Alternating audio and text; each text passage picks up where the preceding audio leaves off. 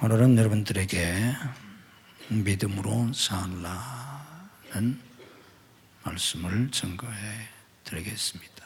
한번 따라서 하십시다. 믿음으로 살라.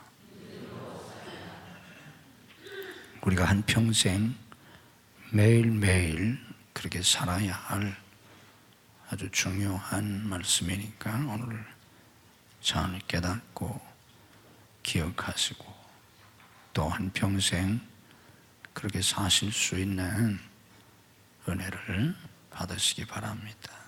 아멘. 제3세기에 살았던 유대교 랍비, 유대교의 최고 신앙의 지도자요, 성경 교사가 랍비인데, 이 랍비 중에 아주 유명한 그런 심나이라고 하는 랍비가 있었습니다. 3세기에 살았던 대학자인데, 이 랍비 심나이가 이렇게 말했습니다. 모세는 365개의 금계, 무엇을 하지 말라는 계명, 365개의 금계와 248개의 긍정적인 계명, 무엇을 하라는 계명을 우리에게 주었다. 그래서 모세 율법이 613개조입니다. 그런데 시편 15편에서 다윗은 이 많은 율례를 11개로 줄였다. 그리고 이사야는 이것을 6개로 만들었다. 이게 이사야 33장 15절입니다. 그런데 미가는 이것을 3개로 줄였으며, 이게 미가 6장 8절입니다. 하박국은 결국 1개로 줄였으니 의인은 믿음으로 말미암아 살리라는 오직 한마디였다. 이게 하박국 2장 4절에 있는 말씀입니다. 이 하박국 2장 4절 랍비 심나이가 율법을 다 정리해서 하나로 줄이면 이 말씀이라고 한 하박국 2장 4절 말씀을 신약에서 인용한 말씀이 오늘 본문 로마서 1장 17절입니다. 그러니까 하박국 2장 4절 말씀이나 오늘 이 로마서 1장 17절 말씀은 성경에 있는 모든 계명, 자세히 말하면 613개조, 10가지로 줄이면 10계명, 그리고 심나이 랍비가 말한 것처럼 이렇게 저렇게 줄여서 말할 수 있는데, 그 모든 계명을 하나로 줄이면 믿음으로 살라. 이게 성경의 계명입니다. 여러 가지 말씀들이 있지만 그 모든 걸 하나로 줄이면 뭐냐? 믿음으로 살라. 아멘. 꼭 기억하시기를 바랍니다. 그래서 로마서 14장 24절에서 뭐라고 말씀했는가 하면, 믿음을 따라 하지 아니하는 것은 다 죄다. 믿음으로 하지 않는 것은 다 죄다. 왜 이런 말씀을 했겠습니까? 믿음으로 살라고 하는 것이 모든 계명을 하나로 줄인 말씀인데, 그러면 믿음으로 하지 않는 건 당연히 죄일 수밖에 없지 않습니까? 그래서 로마서 1장 17절에서는 오직 의인은 믿음으로 말미암아 살리라 함과 같다. 하박국 2장 4절에 말씀한 이 말씀과 같다. 이렇게 말씀하고 14장 23절에서 믿음으로 하지 않는 건 모두 다 죄다. 이런 말씀을 한 겁니다. 기독교는 믿음의 종교입니다. 신앙생활은 믿음으로 사는 삶입니다. 믿음으로 산다는 게 뭔가? 우리가 한평생 믿음으로 살아야 하는데 믿음으로 사는 것이 무엇인지를 오늘 여러분들에게 정리해 드리려고 합니다. 믿음으로 사는 것은 하나님을 의지하고 사는 겁니다. 하나님을 의지하고 사는 삶. 왜 하나님을 우리가 의지하고 살아야 합니까? 이것은 제가 종종 말씀을 드리지만 인간의 죄악성과 인간의 불가능성, 인간은 스스로 구원받을 수도 없고 스스로 평안을 누리며 살 수도 없고 스스로 행복할 수도 없고 스스로 단 한 사람도 사랑할 수 없습니다. 다음 주에는 제가 사랑에 관한 말씀을 드리려고 하는데 인간은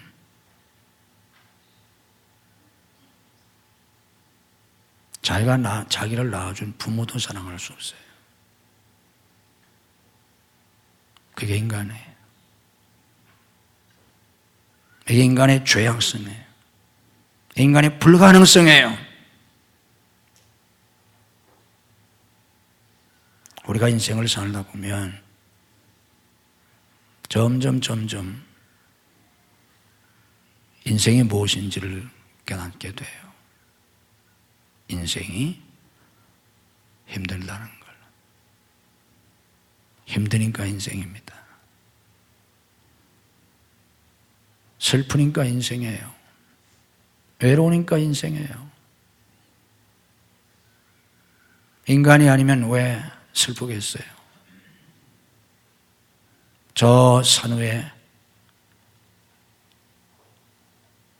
수천 년인지 수십만 년인지 알 수 없는 세월,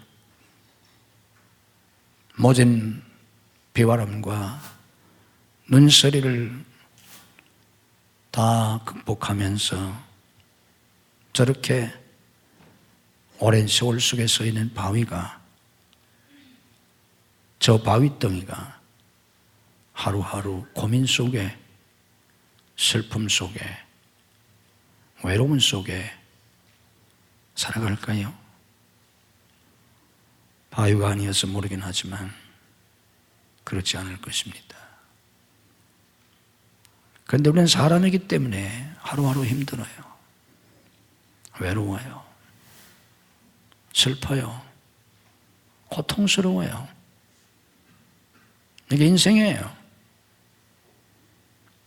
인생은 죽고 싶지만 죽을 수도 없고, 살아야 하지만 살 힘도 없고, 다른 사람을 죽이고 싶지만 죽일 수도 없고, 그렇다고 내가 살릴 수도 없는, 이게 인생이에요. 내가 죽고 싶지만 죽을 수도 없고, 그렇다고 살고 싶지만 살 수 있는 힘도 없을 때 절망하지 마세요. 이것이 인생이라는 걸 깨달으세요. 내가 누군가를, 그 누구는 나를 낳아준 부모일 수도 있고, 내가 낳은 자식일 수도 있고, 한평생 행복하게 살아보자고 결혼한 내 배우자일 수도 있고, 피를 나는 형제일 수도 있고, 그리스도의 피로 형제 자매가 되었다는 교우들이 될 수도 있고, 아니면 저 이북의 김씨가 될 수도 있어요. 죽이고 싶지만 죽일 수도 없고, 그렇다고 내가 살릴 수도 없고, 변화시키고 싶지만 상대방을 변화시킬 수도 없는, 그래서 죽일 수도 없고 살릴 수도 없는, 그런 얼마나 힘듭니까? 이게 인생입니다. 제가 오래 살아보진 않았지만 제가 인생을 많이 살지 못하고 인생에 대해서 얘기하는 게 교우들에게 미안한 마음이 있어요. 송구한 마음이. 한 100살쯤 살아보고 한 120년쯤 살아보고 인생을 좀 얘기하면 철없는 30, 40대나 혹은 5, 60대 혹은 60, 70대를 살아가는 그런 성도들에게 더 유익한 그런 설교나 말을 해줄 수 있을 텐데 저 자신도 인생을 그렇게 살아보지 않았어요. 그래서 인생에 대해서 얘기할 때 사실은 죄송한 마음이 있어요. 그럼 어쩌겠어요. 그러나 제가 70평생 70이 되도록 인생을 살아보니까 인생이란 그런 거예요. 그래서 우리는 하나님을 의지할 수밖에 없습니다. 어떡하겠어요? 하나님을 의지할 수밖에 없어요. 하나님 살려주세요. 제발, 제발. 하나님 살려주세요. 하나님 은혜를 주세요. 하나님 역사해 주세요. 그게 처절한 기도를 할 수밖에 없어요. 이스라엘 민족의 역사 속에 가장 위대한 지도자였던 모세는 나이 40에 혈기왕성한 나이 40에 저 미디안 광야로 쫓겨갑니다. 하루 종일 바라보고 바라봐도 끝없는 사막, 끝없이 펼쳐진 사막의 모래와 바위, 간간히 불어오는 사막의 바람, 그러다가 하루가 저물어 대지가 어둠에 쌓이고 저녁이 되면 저 하늘에 총총 별들이 하나 둘 빛을 발하기 시작하는데 캄캄한 밤에 무수하게 빛을 발하는 별들, 저 멀리 어디선가 아주 먼 데서 들려오는 그런 사막의 짐승 소리,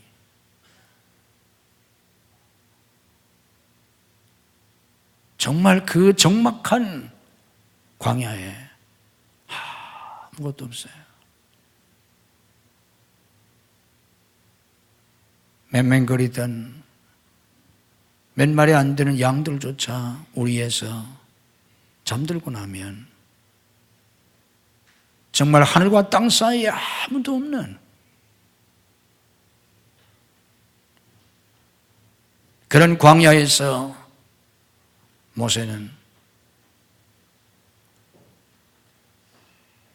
바위에 걸터 앉아서 수많은 밤을 이 생각 저 생각에 그렇게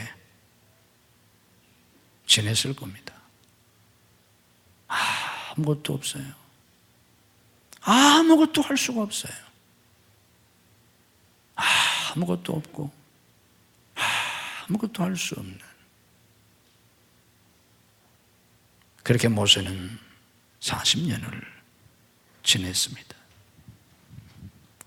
여러분이 그 심정을 이해하시겠습니까? 그런 인생을 몇 달이라도, 몇 년이라도 살아보셨나요? 그렇지 않은 사람은 모세의 그 심정을 눈꽃만큼도 모를 것입니다. 그러다가 나이 80이 돼서 그는 호렙산에서 하나님을 만납니다. 떨기나무 불꽃 가운데서, 사라지지 않는 그 신비한 불꽃 가운데서 전능하신 하나님 여호와를 대면합니다. 그리고 출애굽의 위대한 사명을 받습니다. 그리고 하나님은 그 모세에게 내가 들고 있는 그 지팡이를 가지고 가서 내 백성 이스라엘 백성을 저 바로의 손아귀에서 해방시키라고 명령하십니다. 당시 최고의 문명과 강대한 군사력을 가지고 있던 애굽 파라오, 그것도 애굽의 역사 속에 가장 강력한 왕 중에 하나였던 람세스 2세의 그 권위 아래에서 모세 보고 이스라엘 민족을 해방시키라는 거예요. 지팡이 하나, 양칠 때 사용하던 아무 보잘것없는 1m 남짓한 그 지팡이를 가지고 가서 모세는 하나님의 명령을 따라 그 지팡이를 들고 광야를 등지고 자기를 죽이려고 했고 자기를 광야로 내쫓았던 바로를 향해서 갑니다. 왜 하나님은 모세에게 고작 지팡이 하나를 들고 가라고 하셨을까요? 그 지팡이가 신비한 능력이 있었습니까? 성경을 그렇게 이해한다면 그건 성경을 전혀 모르는 사람입니다. 인생을 모르는 사람입니다. 모세는 너무나 잘 알았습니다. 이 지팡이를 가지고 가라는 뜻이 무엇인지를. 모세는 이 지팡이로서는 아무것도 할 수 없다는 것을 모세는 너무나 잘 알았습니다. 그러니까 하나님이 모세 보고 내가 들고 있는 그 지팡이를 들고 바로에게 가서 내 백성을 구출하라고 하는 그 뜻이 무엇이겠습니까? 이 지팡이가 아니라 오직 하나님만 의지하고 하나님의 전적인 역사로 하나님의 백성을 구원하라시는 하나님의 뜻을 모세는 깨달았습니다. 그리고 결국 모세는 그 일을 합니다. 지팡이로요? 말도 안 되는 소리. 처음부터 끝까지 하나님의 능력과 하나님의 기적으로. 아버지의 사랑을 독차지했던 요셉은 노예가 됩니다. 감옥에 갑니다. 노예일 때도 그랬지만 감옥에 들어간 요셉 아무것도 할 수가 없어요. 억울한 누명을 쓰고 있지만 누구한테 하소연할 수도 없어요. 다른 나라에서 잡혀온 노예입니다. 외국에서 잡혀온 노예가 감옥에 들어가 있는데 누가 그의 억울한 사정에 귀를 기울여 주겠습니까? 당시 노예는 인간 취급을 받지 못하던 시대입니다. 아무것도 할 수가 없어요. 거기서 요셉은 철저하게 하나님을 의지할 수밖에 없었습니다. 우리가 인생을 살아가면서 왜 이런 일들을 겪게 될까요?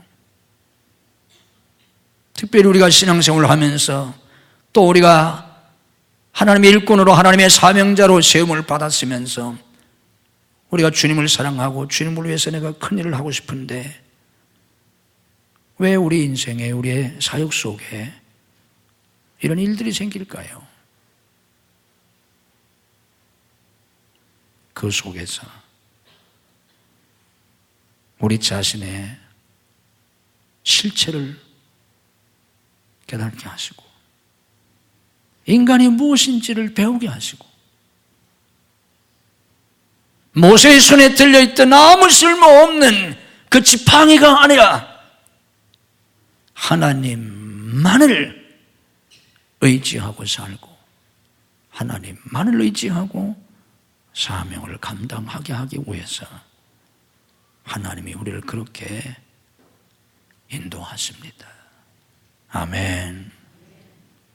그 하나님을 의지하고 사는 게 믿음으로 사는 것입니다. 그 하나님을 의지하고 그 하나님을 믿어야 합니다. 그 하나님을 신뢰해야 합니다.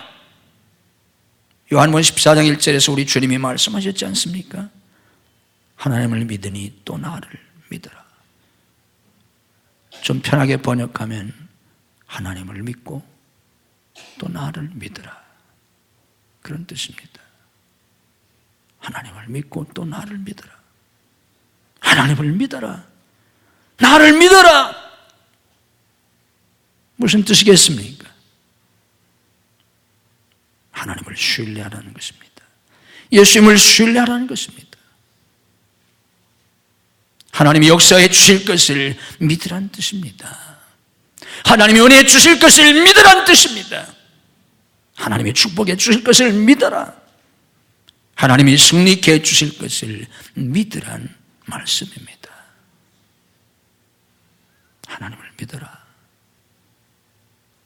하나님이 너와 함께 하심을, 하나님이 너를 축복해 주심을, 하나님이 역사해 주심을, 하나님이 은혜 주심을, 하나님이 반드시 축복해 주실 것을, 승리케 해 주실 것을 믿어라, 그런 뜻입니다. 아멘. 에베소 3장 20절 말씀이면 우리 가운데서 역사하실 능력대로 우리가 구하는 것이나 생각하는 모든 것에 더 넘치도록 능히 하신다고 하셨습니다. 고린도서 9장 8절에 모든 은혜를 능히 넘치게 하신다고 하셨습니다. 요한복음 1장 16절에 은혜 위에 은혜를 주신다고 하지 않았습니까? 로마서 8장 37절에 이 모든 일에 우리를 사랑하시는 이로 말미암아 우리가 넉넉히 이기느니라 하셨지 않습니까? 믿으셔야 합니다. 믿으셔야 돼요. 믿지 않으면 죽습니다.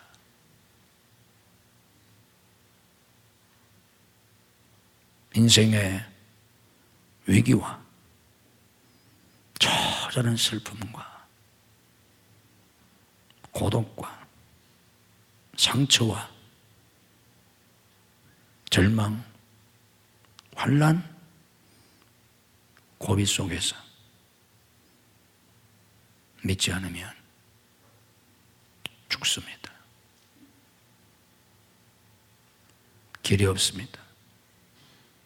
소망이 없습니다. 믿어야 합니다. 믿으셔야 합니다. 어떤 상황 속에서도 믿으셔야 합니다. 어떻게 하지? 어떻게 하지? 어떻게 하지?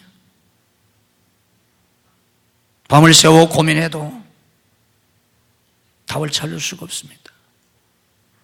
답이 나오지를 않아요. 대책이 없어요. 어떻게 하지? 어떻게 하지? 머리를 쥐어짜고 가슴을 쥐어뜯고 과거를 후회하고 어떤 사람은 자기의 머리카락을 자기의 손으로 쥐어뜯고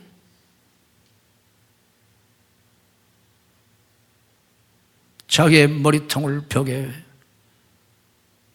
부딪히고,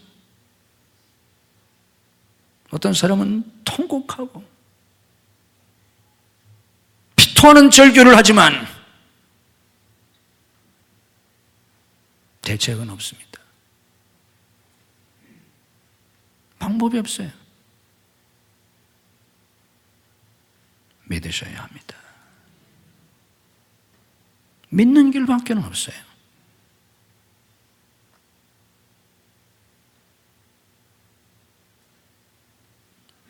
믿음을 달라고 기도하시고 믿음의 고백을 하세요.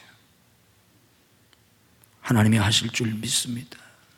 하나님 은혜 주실 줄 믿습니다. 하나님이 축복해 주실 줄 믿습니다. 하나님이 역사해 주실 줄 믿습니다. 입술로 고백하세요. 기억하십시오. 입술로 부정적인 말을 하면서 긍정적인 삶을 기대하지 마세요.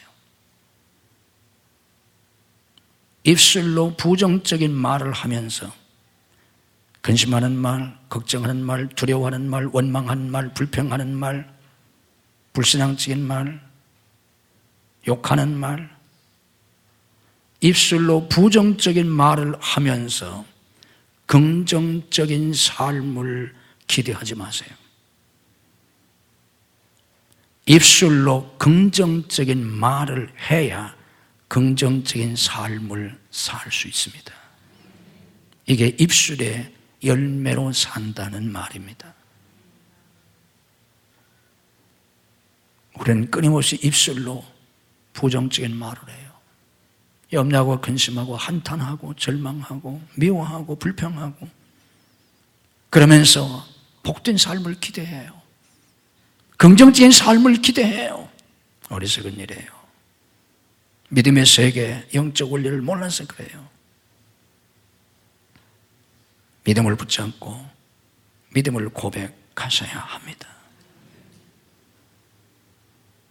그리고 하나님께 모든 걸 맡기셔야 합니다. 믿음으로 산다는 건 하나님께 다 맡기는 거예요. 믿고 맡기는 것입니다. 대상을 맡길 뿐만 아니라 시간과 방법까지도 다 맡기는 거예요. 다 맡기시고, 내가 원하는 시간, 내가 원하는 방식으로 하나님이 역사해 주시기를 바라는 게 아니라 그것까지 다 맡기세요. 나 자신에 대해서, 내 자녀들에 대해서, 무슨 문제에 대해서 다 맡기시고 순종해야 합니다. 그 순종이라는 말은 하나님의 섭리, 하나님의 인도하심, 하나님의 역사하심에 순종하는 뜻입니다. 그게 순종이라는 거예요. 하나님의 섭리, 내가 왜 이렇게 태어났지? 내가 왜 이런 가정에서 태어났지? 내가 왜 이런 부모 밑에서 태어났지? 우리 엄마는 왜 이랬지? 내 몸에서 왜 이런 자식이 나왔지? 내가 왜 이런 집에 시집 왔지?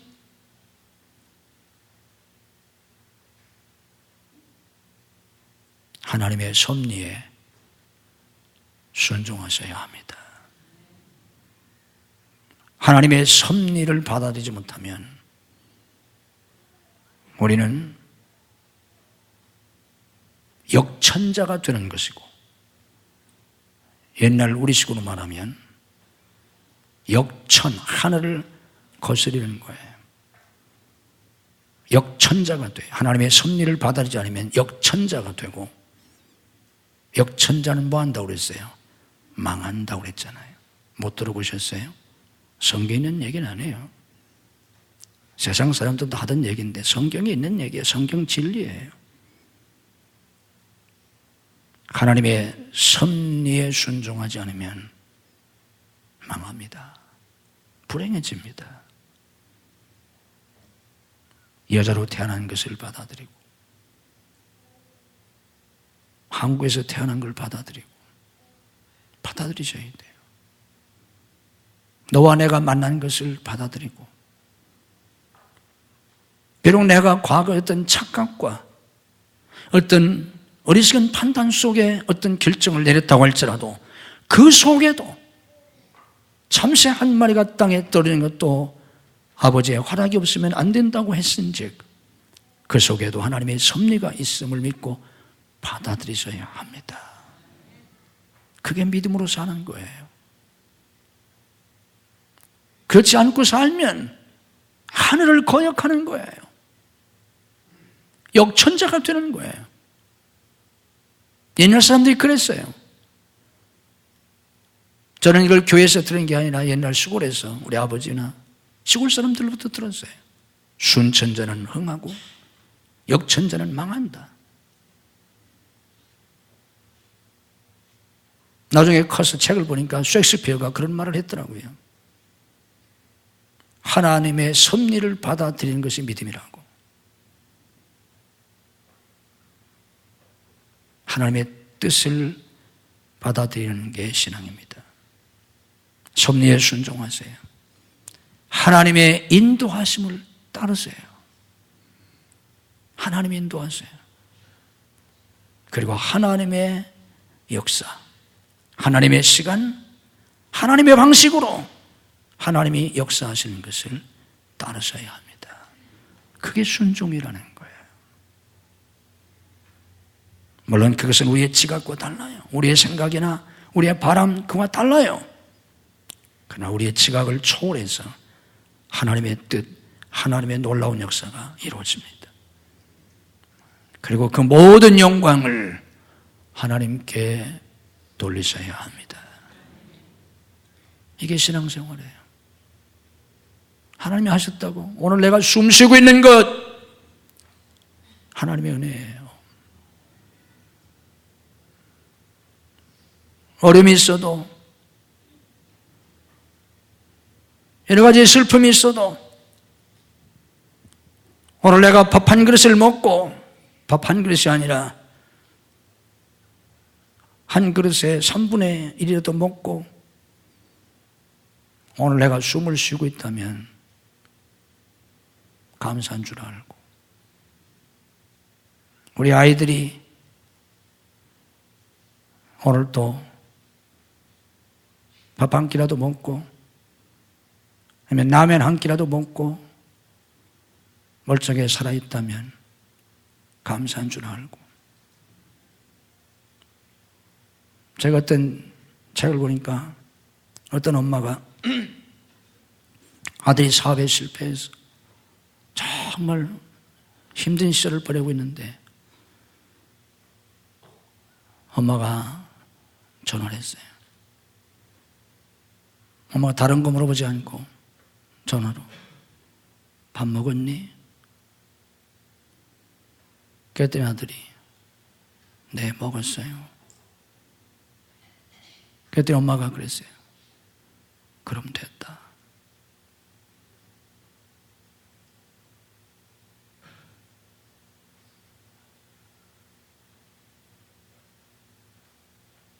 그렇게 우리는 감사하며 소망을 가지고 살아야 합니다. 그럼 살 수 있어요. 마지막으로 기억해야 할 것은 이런 믿음의 삶은 우리의 지식이나 우리의 의지나 우리의 감정만 가지고 안 됩니다. 날마다 성령 충만해야만 이런 삶을 살 수 있습니다. 성령 충만하지 않으면 아무도 믿음으로 살지 못합니다. 눈만 뜨면 기도하시고, 눈만 뜨면 성령을 의지하고, 성령 안에서 이런 삶을 사셔야 합니다. 미국 버지니아의 존 영이라는 흑인 농부가 살았었습니다. 이 존 영이라는 흑인은 이 부부가 학교 교육을 전혀 받은 적이 없어요. 옛날 흑인들이 그랬어요. 쉽게 말하면 초등학교도 안 나온 사람이에요. 그런데 자녀를 14명이나 낳았어요. 흑인들이 사내제를 하니까 많이 낳거든요. 전혀 학교 교육을 받은 적이 없는 흑인 부부가 14명이나 되는 자녀를 낳았는데 이거 어떻게 키우겠어요? 한 번은 집에 불이 나서 온 가족이 다 죽을 뻔했어요. 한 번은 14명의 자녀가 다 전염병에 걸리기도 했어요.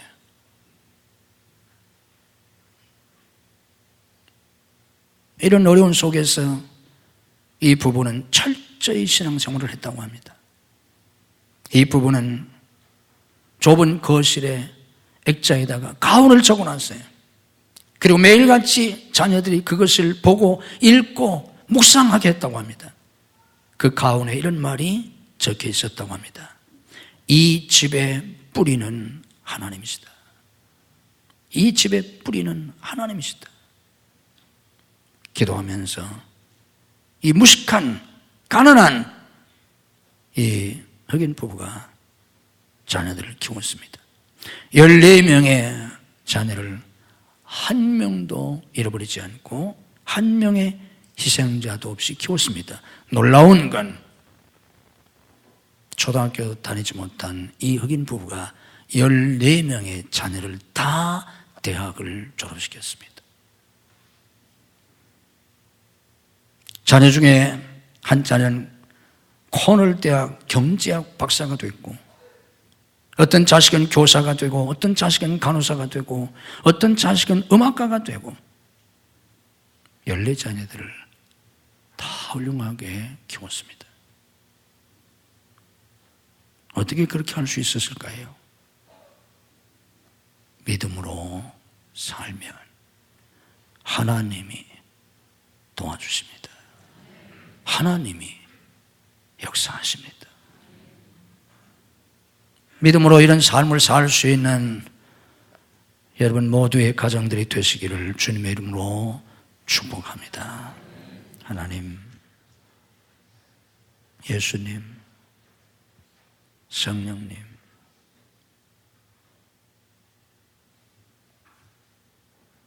이름만 불러도 마음이 뭉클해지고 마음이 뜨거워지고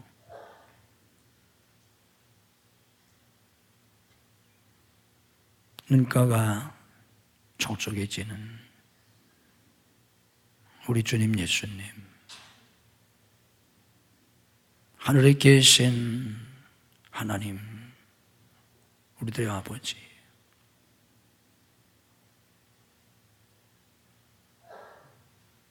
우리는 날마다 살아가면서 매일매일 순간순간 아버지의 절대적인 은혜와 도우심과 축복이 필요합니다. 주님의 보혈이 필요합니다.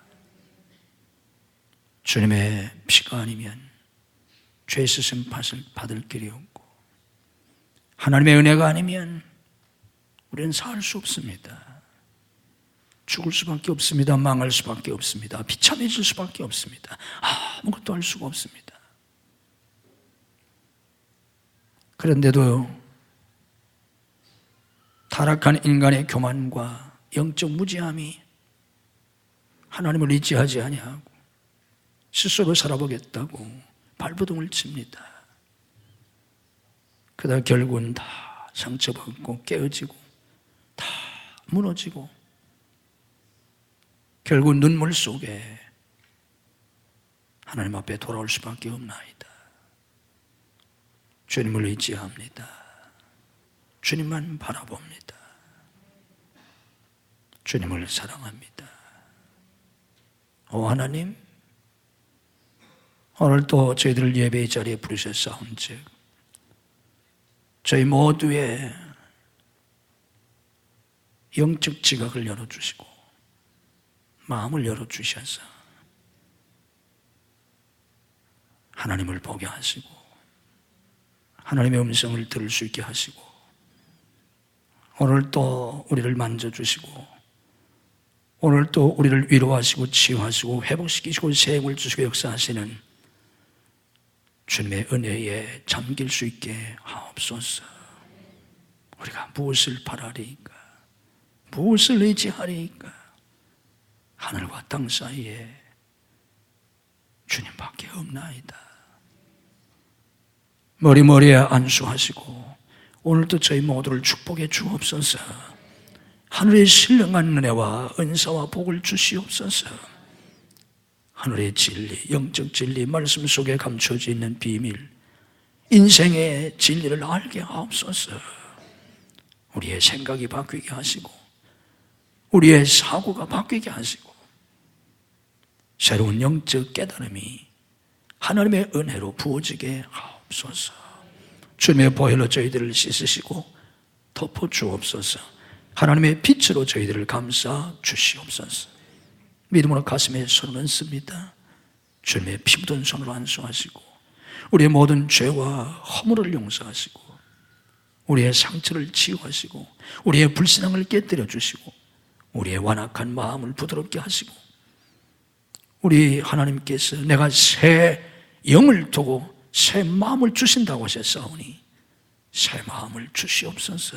예수님의 마음을 주시옵소서. 우리의 마음을 바꾸어 주시옵소서. 성령님, 우리의 마음을 장악해 주시고 성령으로 채워 주시옵소서. 우리의 병들고 약한 육신, 오 주님, 오늘도 저희들을 치유하시고 오늘도 저희들을 회복시키시고 새 힘을 주옵소서. 믿음으로 아픈 곳에 손을 얹습니다. 주님의 능력으로 머리끝에서부터 발끝까지 저희들을 치유해 주옵소서. 내가 나사렛 예수 그리스도의 이름으로 명하노니 우리를 괴롭히는 모든 병만은 다 물러갈지어다. 예수님의 이름으로 치유될지어다. 치유의 능력이 들어갈지어다. 예수님의 이름으로 건강이 회복될지어다. 예수님의 이름으로 새 힘을 얻을지어다. 모든 악한 영을 물리쳐 주시고 모든 악한 자들을 물리쳐 주시옵소서. 예수님의 이름으로 우리와 우리의 자녀들에게서 모든 악한 영과 모든 악한 자들이 다 물러갈지어다. 가정가정을 속히 인가도시켜 주셔서 온 가족들이 하나님을 섬기며 복받고 쓰임받게 하옵소서. 가정을 파괴하려고 하는 모든 사탄의 세력을 주님이 결박하시고 물리쳐 주시옵소서. 내가 나사렛 예수 그리스도의 이름으로 명하노니 우리 자녀들이 가정을 파괴하려고 하는 모든 사탄의 세력은 성령의 결박을 받고 다 물러갈지어다. 우리 자녀들을 주님이 맡아 주시옵소서. 주님이 책임져 주시옵소서. 하늘의 복과 땅의 복을 주옵소서. 앞길을 열어 주시옵소서. 공부하는 학생들에게 학업의 문을 열어주시고 신학의 문을 여시고 유학의 문을 열어주시옵소서. 취업의 문을 여시고 사업의 문을 여시고 결혼의 문을 여시고 태의 문을 여시고 사역의 문을 열어 주시옵소서. 예수님의 이름으로 열릴지어다. 축복하시고 써 주시옵소서. 성도의 직장과 사업을 축복해 주시옵소서. 시대 환경이 어렵지만 하나님의 기적적인 축복 속에 내 주위에서 천천만만인이 쓰러지고 넘어지고 실패한다고 할지라도 형통하고 창대케 되고 주와 복음을 해서 세계 선교를 위해서 쓰임받을 수 있게 해 주옵소서. 아버지 앞에 예배하는 모든 성도들 축복하시고 믿음으로 예물을 드리옵나니 주께서 기뻐 받으시고 복의 복을 더하여 주옵소서. 믿음으로 11조를 드립니다. 감사한금, 선견금, 고지한금, 건축원금, 해외 성전 건축원금을 드립니다. 하늘의 복과 땅의 복으로 영육의 강건함으로 삶의 형통함과 사기의 풍성한 열매로 자손 만대의 믿음의 명물만을 이루는 축복으로 주님이 축복해 주옵소서. 병사에서 나아지 못한 성도를 찾아가셔서 능력의 손으로 일으켜 주시옵소서. 출타 있는 성도들, 해외에 나가는 가족들, 군문에 나가는 아들들, 유학생들을 지키시고 축복해 주옵소서.